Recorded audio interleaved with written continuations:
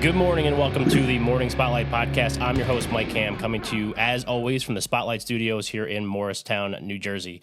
My guest today is a trained cardiologist and functional medicine physician. He's an international speaker, high-performance coach, and avid real estate investor. He's been active in multifamily real estate since 2015 and is a founding partner and CEO of Viking Capital Investments, which has acquired close to 4,300 units and $600 million of assets. He recently gave a keynote lecture at the CNN headquarters in Atlanta on entrepreneurship and is also the recipient of the prestigious Outstanding 50 Asian Americans in Business Award on Wall Street. He is Vikram Raya. Vikram, welcome to the show. Thanks, Michael. I'm excited to be here. Excited to have you on. So talk to me a little bit about, you're a trained cardiologist, and I feel like that would take a lot of time and effort to make sure that, you go through the school and medical school and all that kind of stuff. And then are you still like a practicing doctor? Like, do you still do like heart stuff? One of my goals was, I told myself when I started my actual career, which was in 2011, I was like, yeah, if I'm still practicing by the age of 40, something went terribly wrong. and I don't know, I think I was talking out of my, just speaking off the top of my head, right? I had no reasonable reason to think that was going to happen. And, we pulled it off. So in 2018, I was able to walk away from my traditional cardiology career to pursue all my passions. And I still am active in medicine, just not in the traditional cardiology sense. I love helping patients in reversing disease instead of just putting a Band-Aid on issues with a pill. And I fell in love with real estate in 2012, doing single family, and eventually made my way up to multifamily. And now I love working with doctors, lawyers, professionals who are looking for more in life. They want to pivot out of their career, or they just want to add either revenue and freedom to their life. Because a lot of us live sort of these measured, quiet lives, and it's not what we envisioned when we were growing up. Right. So it's been fun. Yeah, absolutely. So I think that's very interesting to me, because I feel like, and I don't know because I'm not a doctor, just full disclosure, not a doctor, but I feel like being a cardiologist and, as somebody with like a focus, a specialty like that, I feel like that would take a lot of time out of your day. I mean, I my girlfriend's a nurse, and I know that she deals with doctors all the time at the hospital, and I know that they're, always getting calls at different hours of the day. But then you also started investing in real estate while you were working. So was it difficult to balance that time between your actual job and foraying into real estate investing? The short answer is yes. The way I pulled it off is, I'd work. I live in the Virginia area, in the DC, Virginia, Maryland district, and I'd cross the bridge over and work on the Maryland side, and similar to you guys, I guess, in New Jersey, New York, and all that stuff. So I would tell my wife, "Hey, I'm going to be done close to 6 o'clock," but I try to squeeze all my work done by 5, and I'd race over to the Real Estate Investment Association meeting, the RIAs we'd have there, and I squeeze in a quick game of cash flow where they're teaching us all these principles. A shout out to Robert Kiyosaki, and then learn about this crazy concept called wholesaling, where you get a deal under contract, flip it. And I was like, man, that's awesome. And so my wife's like, wow, you were a little bit later than you wanted to be. I'm like, yeah, I got busy. And so I feel like those would maybe create some uncomfortable conversations with your wife. Maybe. Right. So, yeah. Oh, sure. You're at a real estate conference. Yeah. So when the jig is up, I'd fess up and I'd tell her what I was doing, but it's better than saying, no, I was at Sharon's house. I'm like, who's Sharon? That's right. Exactly. Yeah. So in the grand scheme of things, we chuckle about it now, but yeah, I mean, it put the burden on her because we had 2 kids, she's a doctor as well. So it's not like she's chilling out at home. Yeah. Right. Just watching soap operas. Yeah. She's busting her butt too. But I just knew that there's something to this real estate thing, and it would help unlock everything, all the other doors I wanted. Right. And so what was the initial draw to real estate? Because there's plenty of investing opportunities that exist in the world. But what was the initial draw that you had to be like, hey, if I'm going to go like and eventually get out of this medical field and get into something else in investing, real estate's the one. So what was the driver behind that? So everyone, quotes Robert Kiyosaki in his books, Rich Dad Poor Dad, which were influential, but it was not my first book that taught me about real estate and just investing. I read this book by a guy named David Bach. It's called Automatic Millionaire. And he talked about like these guys who like, they never made more than like, I don't know, 20, 30K in their whole life. And they ended up with millions. I was like, dude, how'd they do that? And then, it's obviously what Einstein talks about beyond, one of the most amazing forces in the world is, compound investing and all that. I was like, oh, okay, cool.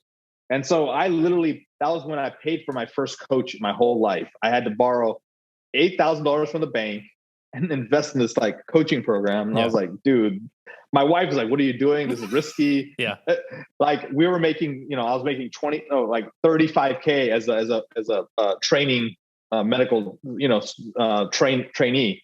And, that was a lot of money. And so she's like, are you sure? This is pretty crazy. I've never heard of anyone doing this kind of stuff. And I was like, it'll be fine. And then what they taught me was, hey, you can do stocks, real estate, or something else. And so I was like, all right, let's do stocks. And then they're like, well, you need some money to do stocks. So I'm like, is there anything else? They're like, there's options. I'm like, oh, sure. Okay, let's do options. Yeah. So I actually had an options coach. And while I was training in cardiology fellowship, I was trying to trade options.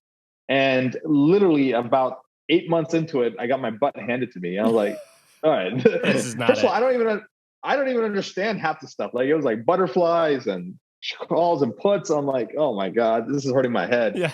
So, but my second hand in entrepreneurship was, I got this gig at this like nursing home to sort of see and sort of be the doc overnight to help these patients. And so I got paid moonlighting money, and I'm like, hey, they're like, hey, do you know anyone else who'd be interested? And instead of telling me, just letting everyone know and them going straight, they're like, hey, give me a contract and I'll go bring all these docs to you. Yeah. And I'll take a little bit off the top. Right. And so I started my own medical staffing company. I got a little bit of money out of it, but this is when Michael, this is when the sort of the entrepreneurship bug hit. And I'm like, all right. So, after I graduated, I was like, all right, let's do something on the side, because being a doctor is great, but just like any professional, any W-2 income, it's limiting. And the only way to make more money is to clock in more hours. And I wanted to break that connection. And so I thought real estate is reasonable. And so that was my first journey. Yeah. You know what I found interesting about that answer too, is that, you're talking about like stocks and like how the coaching program told you that you needed money to get involved in stocks. And, we talked a little bit about before we first started the overall age group, 25 to 35, somewhere in that range.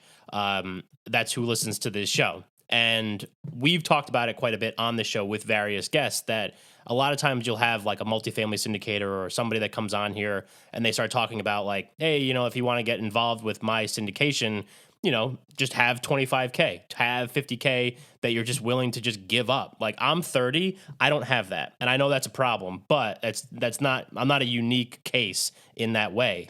Because a lot of people that are in that age bracket just don't have that kind of money laying around. So obviously there were ways to get involved in real estate that don't necessarily require you, because you need money to get involved in real estate too, but there are other ways to get involved. And I would hope that you could talk a little bit about that, because I think that is like a limiting belief, I think, with a lot of people that are at least interested in getting involved in real estate. Yeah. 2012, we're coming out of this, the financial crisis. And my wife said, all right, I don't know what this real estate thing you're trying to do, but here's a rule. You're not allowed to use our own money. I'm like, what? Yeah. And they go, first of all, we don't have that much to take home at the end of the day, because we're just paying off debt. We just started our careers. We're living in an expensive area. New Jersey's not cheaper That's true. than DC. So we're like, all right, well, and now you just took away whatever little money I had to invest. I can't even use that. So now I had to come up with, just like everybody else, creative financing. And so beg, borrow, steal, get partners involved, borrow money from dad. I even did something as stupid, Michael, as I Googled, accredited investors or creative financing or investment partners on the internet. And you could buy these lists of people who would quote loan you money, and I did, and then there's these guys. It was like Mr. Green and Mr. White, and I was like, they look eerily familiar to a board game I used to play, right? Right. Mr. Green is the one that loans you the money. Mr. White's the one that breaks your legs if you don't pay him back, like maybe that kind of thing. And they're like, yeah, just go to your local grocery store and go to Western Union and just wire us about $500 and we'll go process your application. And if we approve it, we'll wire you to the same account, whatever you need for your down payment. I'm like, oh, this is fantastic. Yeah, right. Michael, let's go, buddy. So I raced to the Safeway. I remember, I was like, I don't know why people wanted Western Union, but so be it. And dude, I think I got fleeced out of like $3,000 out of all this. So like, you would think with a medical degree in education that I would have had the wherewithal, but this is where there's sort of a motto: doctors are horrible investors. It's true. Yeah, it's because we're taught to do one thing and one thing only. And I was like, so I had to like sort of go through these bumps and bruises and falls. And so my first house finally in like 2013 was with my dad. I couldn't even afford to do it in my own area because one is too expensive. So we did it in Atlanta where my dad lives, and I grew up there. I went to Emory and college down there. So we bought a $26,000 fixer upper, and through some hard work and some luck and the good market, we were able to sell it for in like 3 years for about $78,000. So that was great. Yeah.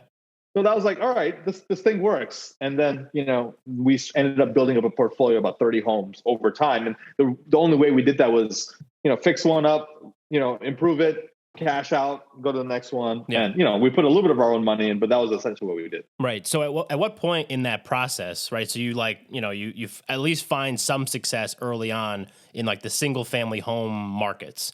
And at what point in that process do you say to yourself, I could do bigger. I could do more than this. I mean, like, is it one of those things where like we've had people on the show that invest strictly in single family homes and they're doing great.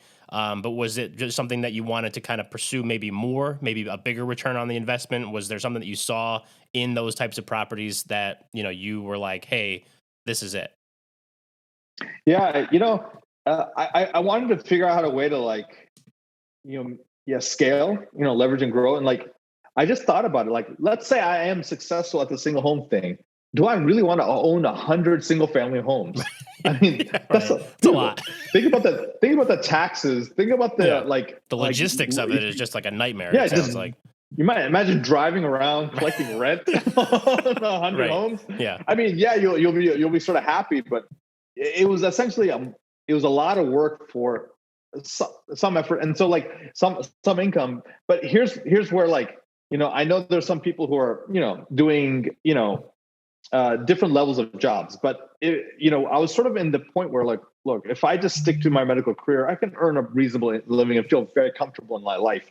Never going to be like free and never going to necessarily retire early. I'll probably have to work till I'm 70, but yes, I can live a pretty good life. But I was like, I'm tired of living like, I'm tired of like, it was less about the money, man. It was, Michael, I got pissed off because I had to ask permission to take vacation. Yeah. I'm a grown man. Right.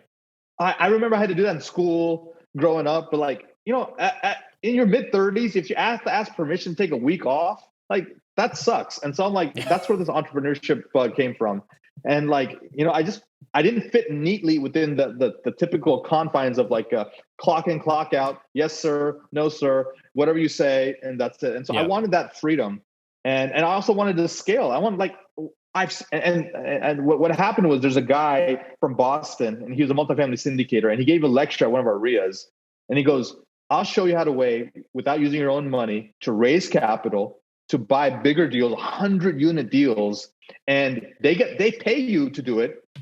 You get cash flow in the middle, you get tax breaks, and you get a profit on the tail end. And if you want to, I'll show you how to not pay taxes on that profit and roll it into another deal and keep going. Right. I was like, dude, that sounds illegal. How do you do that? Yeah, who are you stealing from? That's when I learned about this whole multifamily syndication thing. And I was like, that's amazing. And really what attracted me was the fact that I don't necessarily need to have a lot of my own money to do it. Right. Yeah. And I think that ultimately, like what I was mentioning before, I think that that's something that people are like a little bit they kind of freaks them out and kind of scares them off maybe from investing in real estate because but then it's this cycle because you don't have the money to start investing. You don't. And then you never get started. So then you never have more money to invest more in bigger projects and all that kind of stuff. So it's just kind of like you just get stuck in the hamster wheel of working that corporate 9 to 5. And I think that that's where a lot of people have their problems. So I don't know if you had anything else to add to that. Yeah. I wanted to say something. Yeah, Michael, I want to talk to your listeners. Look, I don't care if you're listening, you're driving, you're working out, whatever you're doing, but there's two ways to add value, right? Either you have a lot of money or you have a lot of time, and you can leverage that time to either try to get money or get knowledge. And it's really that knowledge which allowed me then to learn, create, construct these things, offer opportunities to other people, and add value. And hence, I got money. I got paid for it. Right. And so it's usually either you have more money or more free time. If you have more free time, decide: do I want to trade that for money, or do I want to trade that for knowledge? And if you trade for knowledge, you can do something big with it. Yeah, which I also like, because that's like that Malcolm Gladwell, like 10,000 hours become an expert at something. And if you have people that have gone through the experiences like you, that have gone through it, and like you said, you got fleeced for like $3,000, you kind of had your bumps and bruises early on in your career trying to invest in real estate. Here you are sharing those stories with me here on this show, and I know you do some other stuff which we'll get to. Like you leverage somebody else's 10,000 hours and kind of learn from their experiences, and as a way to kind of get themselves to where they are now. So I think that that's a great thing. So we talk a little bit about that. I mean, I know you mentioned Automatic Millionaire. I know you mentioned Rich Dad Poor Dad, which is probably like been mentioned on this show. If we've had 100 episodes at this point, it's probably been mentioned 400 times. But what are some, and I know the coaching program, but what were some other ways that you kind of educated yourself? And then maybe what are some things that you do to try to educate people to get involved in real estate investing? I want to share this. I'm working on a presentation for a talk I have to do this week, but I just thought your listeners would love to hear this thing, and I'm going to share with them. It's essentially why they will fail in real estate. Oh, I'm going to call them out. But I'm also going to call myself out because I had to deal with this. Yeah. So these are the 10 reasons why you will fail in real estate. Number 1, lack of confidence and clarity, right? And I had to deal with that because I didn't think I could do it. Like I wasn't told this. I have no MBA. I have no business being outside a hospital, right, or a clinic. I'm too busy taking care of people with obesity and diabetes, and I have to put a stent in or something, right? Yeah. That's what I was told and taught to do. Yeah. Right. I'm educating people on taking their hypertension pills, before they go to sleep and watch, Game of Thrones. Yeah. Right. Number 2 was lack of plan, right? No one built this, was it single family homes? Then you learn how to do, then you raise capital, and then you learn how to do multifamily. There's no pathway. Then it was lack of real estate knowledge. So I had to essentially get another fellowship or another training outside of medicine in something else. And so I treated it almost like it was another medical specialty. It's called, if I could say real estate in some Latin word, I would use it, but I can't. So anyway, it was like this is the cardiovascular, multifamily or something, So yeah. Then it was you got to learn how to analyze deals, right? You got to look at the numbers. The numbers don't lie. And there's 2 ways. Here's the problem. You can analyze it, right? You can get to the point where you scare yourself out of doing the deal. Yeah. Or you're you're Braveheart and you're running into battle and you have no clue. You're going to get slaughtered on the side of the deal. So yeah. It's being that there's that you have to thread that needle. And then you just mentioned it, Mike. You said, hey, lack of capital. I get it. We all have lack of capital at the beginning, right? Because if we had capital, we wouldn't need to do it. Yeah, exactly. Right. So lack of capital is why real estate makes sense. 1, the banks provide 80% of it a lot of times, 70 to 80%. So you can't get that in other asset classes, stocks, bonds. I mean, it's hard to get someone to give you 80% of the value of that property. The number 2, the other 20% doesn't have to be your 20%. So that's where people love to partner. Yeah. There's a lot of money looking for deals, especially now. So if you have the intelligence, knowledge, track record, you can do it. Hey, Vic, you just said experience and knowledge. I don't have a track record. Great. Partner with someone who does, but you do the grunt work.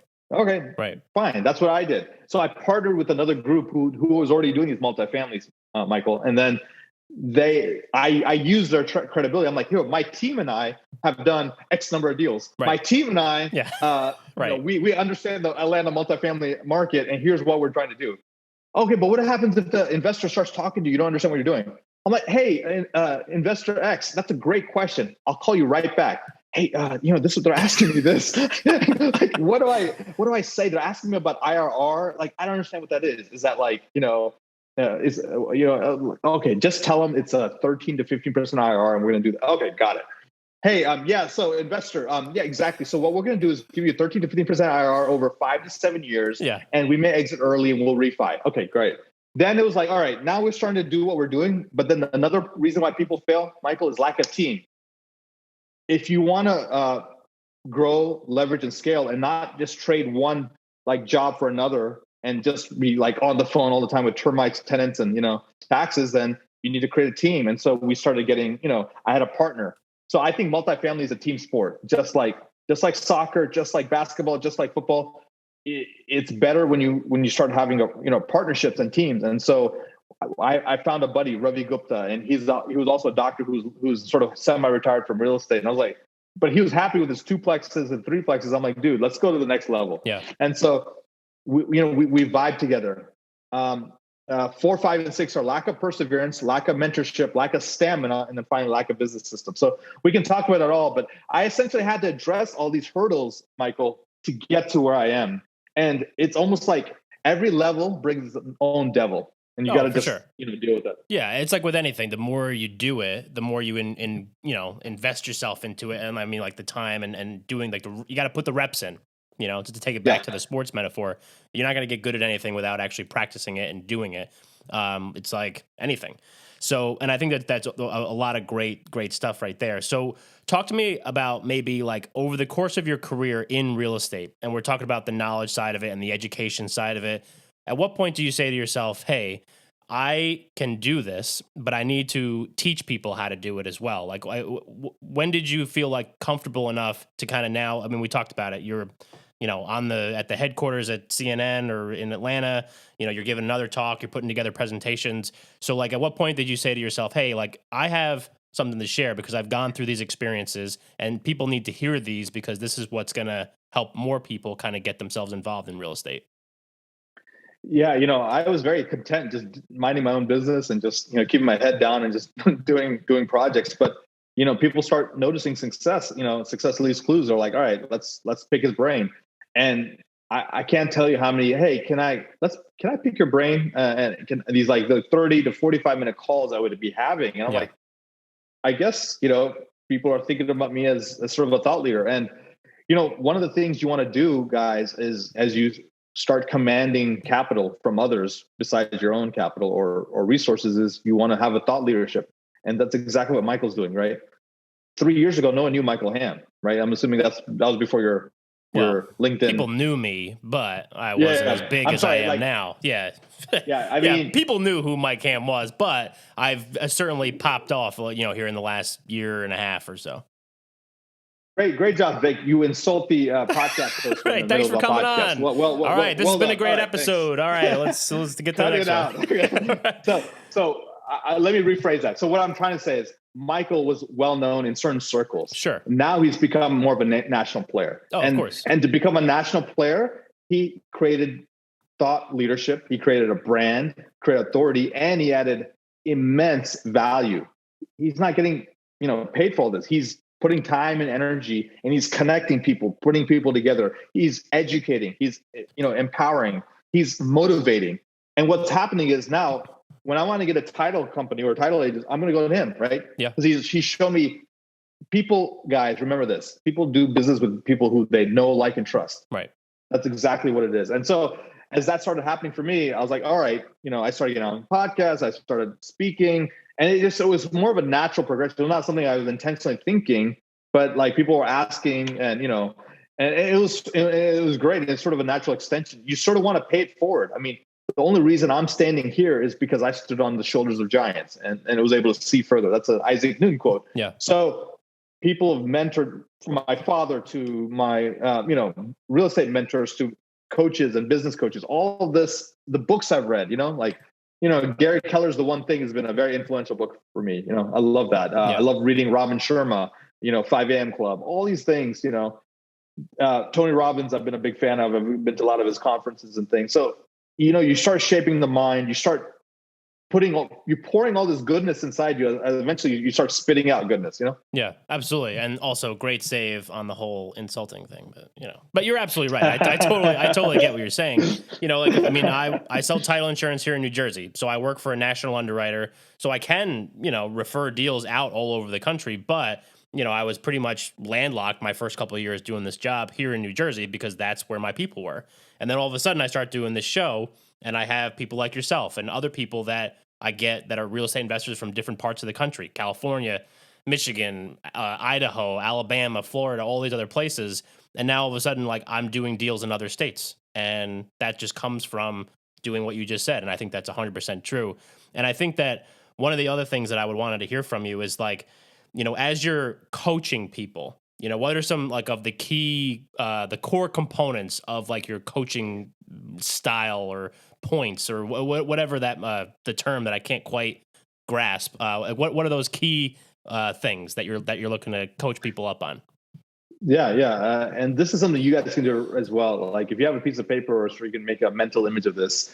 My first coaching call with anyone I work with, whether it's they want to, high performance business success, or whether it's real estate, I do these things. One thing is goals, right? So I create a tab for goals, and I put, what's your, where are you right now?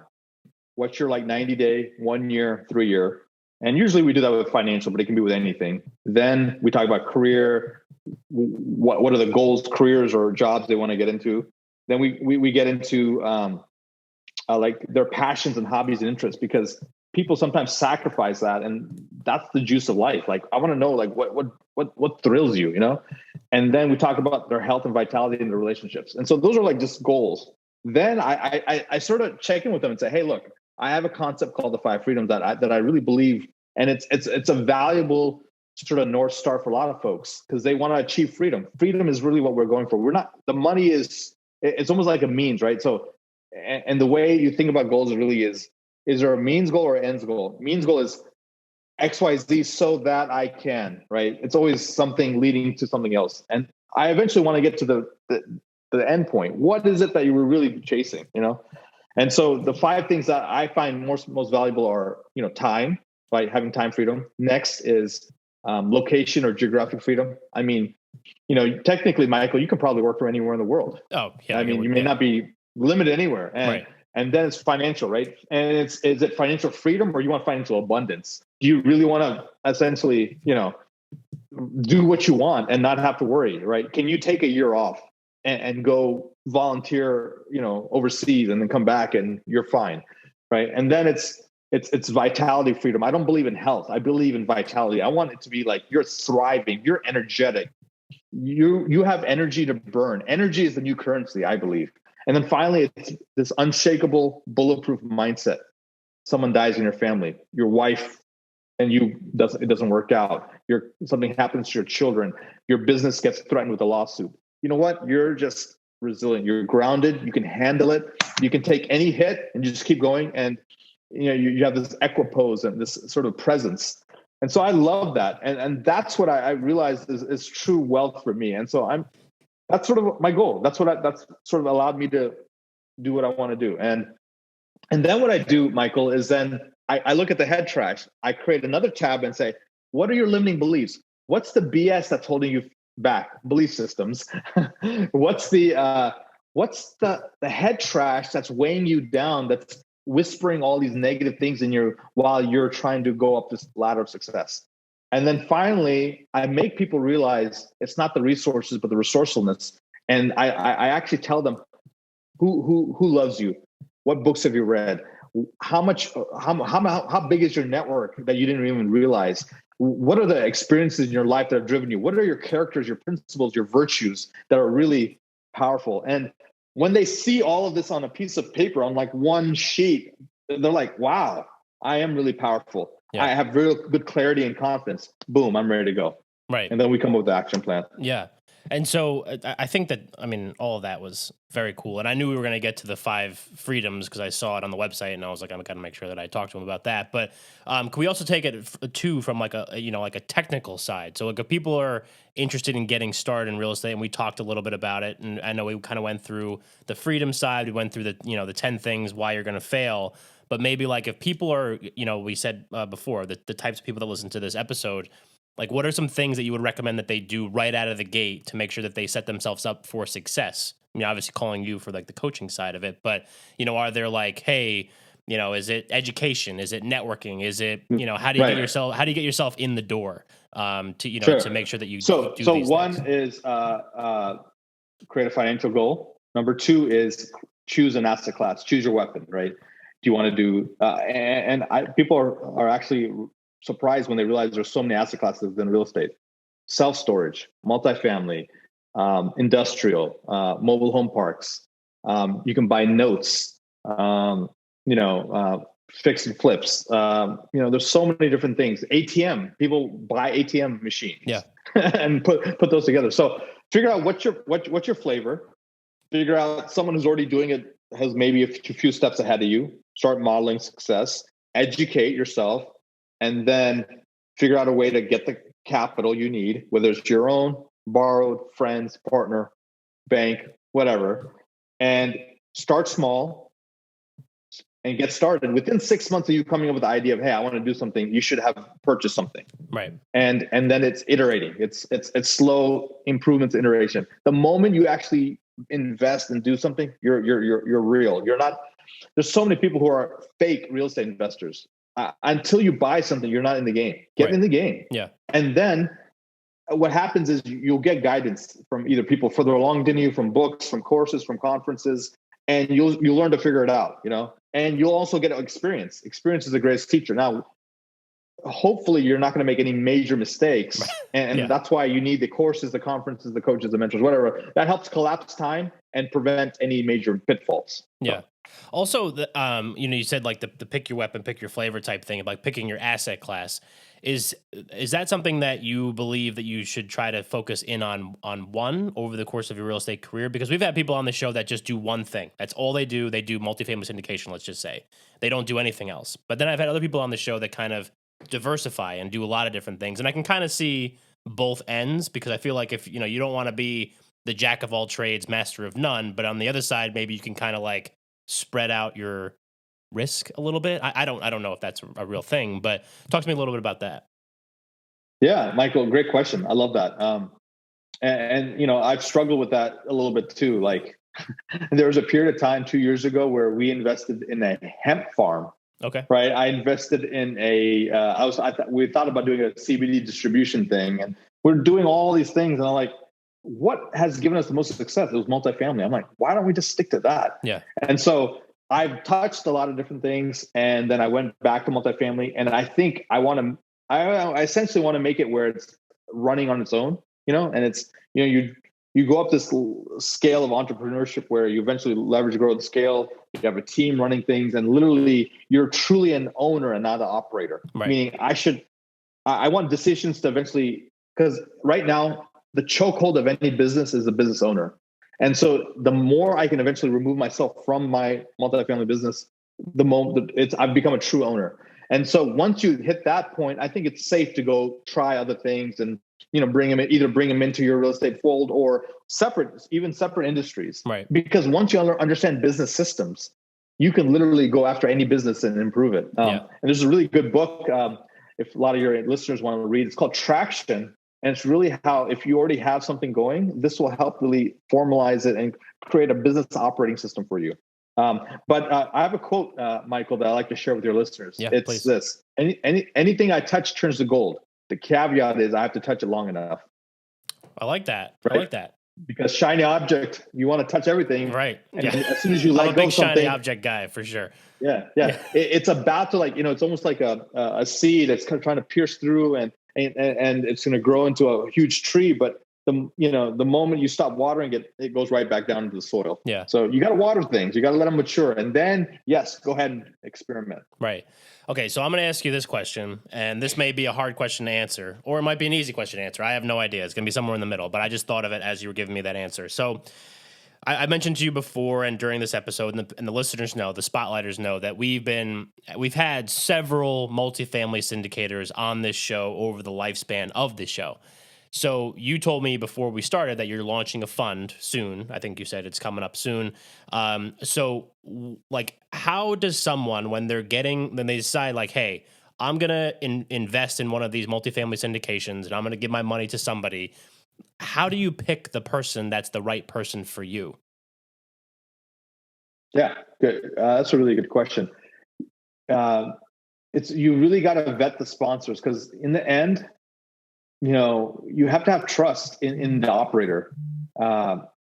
Multifamily overall is a resilient asset class. So in general, you're going to be probably okay with this asset class. But, the honesty, the integrity, the track record of the sponsor, the person putting these deals together, is really important.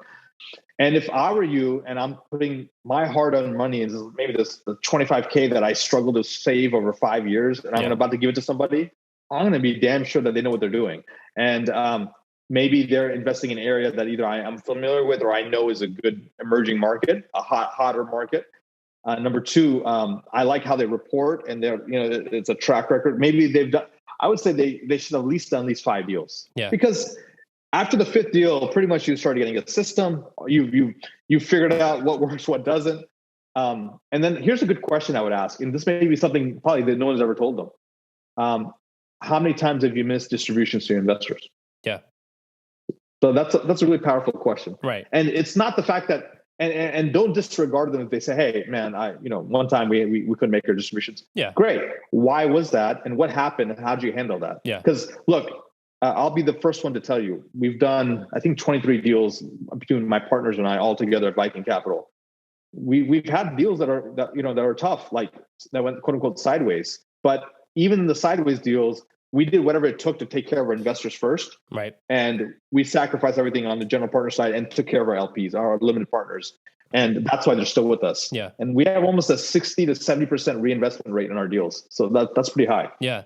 I think that's such a great point, because I think that, people sometimes maybe when they're trying to get involved in maybe something like this, and I think that they're like, well, I don't know anything about multifamily housing or markets or anything. And obviously you can educate yourself on those things, but ultimately, if you're going to, hitch your wagon to some people, you're really investing in, someone like you or someone like, some of these other guests that we've had on the show before, because it's like the people, because, a multifamily, complex anywhere in the country is still just a multifamily complex, and it has its nuances to it, but really you're investing in the people first. And then, the other stuff kind of comes down the line. So I think that was a great answer. And definitely, you want to make sure that it's somebody that has integrity, because anybody can just kind of check off all their highlights, but it's the people that, went through some stuff that you want to know more about and how they handled those bad times as opposed to all the good times.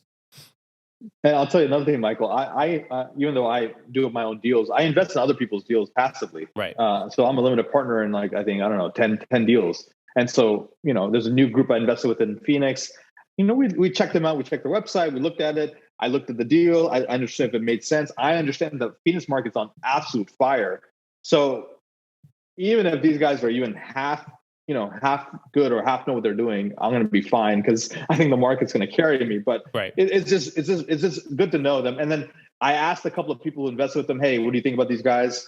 I got some good remarks. And so this is sort of some of my process that I use. Yeah, no, that's great. It's always good to learn those things, because, a lot of people haven't done any, and, they're listening to this show to make sure that they can set themselves up for success. And I think so far we've given them a lot of tools to do that. And obviously they can go to vikramraya.com. I know that one.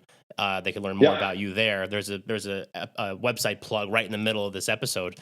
But yeah, so I think as we kind of progress here, I'm looking on the website right now over here. That's why I keep looking away from you, and I'm looking over this way. I'm not paying attention.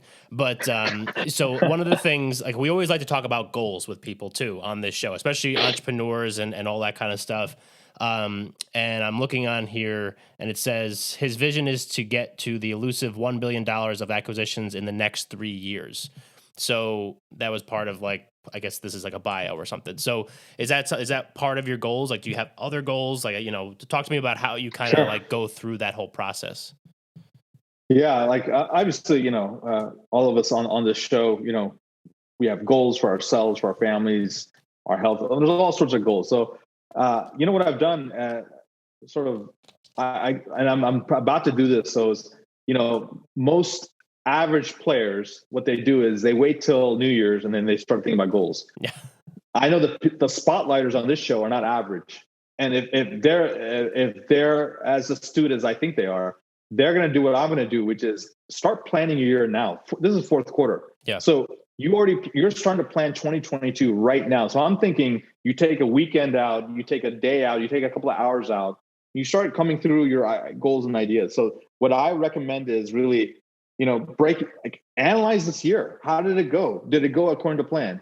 Did you hit what you wanted? And you should have goals ahead of time, and you should have them written down, and you should have a timestamp on those goals, because then, and here's one thing I've learned: 1 year goals are great, but they're sort of elusive and they're misleading, because you think you have a whole 12 months to quote unquote get it, and then by the time you realize it's too close to that, you're like, I'll wait till next year. Right. So you really want to take any annual goal and break it down into those quarterly goals, and then if you want to go even monomaniacal and have this tight bubble of focus, you want to go, hey, look, how do I take that 90-day goal and chunk that down into 3 1 month goals, right? Right. And if you did that, Michael, I guarantee your investors, your listeners, your podcast folks, they'd probably get a 75% hit rate on all their goals. Yeah.